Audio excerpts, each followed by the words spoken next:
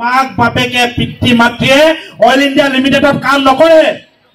আমাৰ ঘৰৰ কোনে অইল ইন্ডিয়া লিমিটেডত চাকৰি নকৰে। আমি কোনে অইল ইন্ডিয়া লিমিটেডৰ পৰা এটকাও পইচা আমি নাপাওঁ। তাৰ পিছতো অইল ইন্ডিয়া লিমিটেড যেতিয়া সমস্যাত পৰে, অইল ইন্ডিয়া লিমিটেডৰ যেতিয়া দুৰ্ভোগ হয়, জাতীয় উদ্যোগটো যেতিয়া ধ্বংস হ'ব যেন আমাৰ অনুভৱ হয়, আমি এই কৰ্মকৰ্তাসকল ওলাই আহোঁ। কাৰণ আমাৰ ভৱিষ্যত প্ৰজন্মৰ কাৰণে, আৰু সেই ভৱিষ্যত প্ৰজন্মত অইল ইন্ডিয়াত বৰ্তমান কাম কৰি থকা আপোনালোকৰ সন্তান সকলো পৰে। গতিকে অন্ততঃ সন্তানৰ কথা ভাবি আপোনালোকে তৈলমৰ্দন কৰা স্বভাৱটো এৰিবৰ কাৰণে আমি আহ্বান জনাইছো। অন্যথা অইল ইন্ডিয়া লিমিটেড কিন্তু বেছি দিন জীয়াই নাথাকিব। ৰঞ্জিত ৰথ যিদিনাই আহে সেইদিনাখনেই পুনৰ আমি ইয়াত এনেদৰে প্ৰতিবাদ সাব্যস্ত কৰিম। তেখেতক উভতাই পঠিয়াম।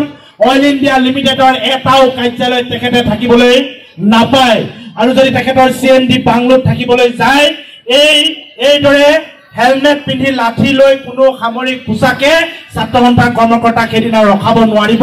এইটো স্পষ্ট কথা। মই সকলোকে শ্ৰদ্ধা জ্ঞাপন কৰিছো। অইল ইণ্ডিয়া লিমিটেডে অনাগত দিনত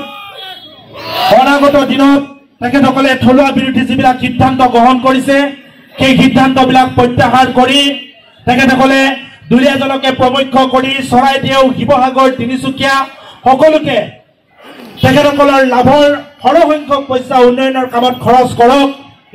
ৰঞ্জিত ৰথ মুৰ্দাবাদ। ৰঞ্জিত ৰথৰ মই মতালি নচলিব। ৰঞ্জিত ৰথ মুৰ্দাবাদ।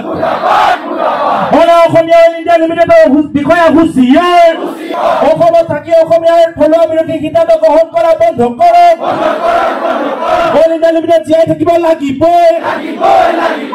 অসমীয়া দাদাগিৰি নচলিব। ৰঞ্জিত ৰথ লে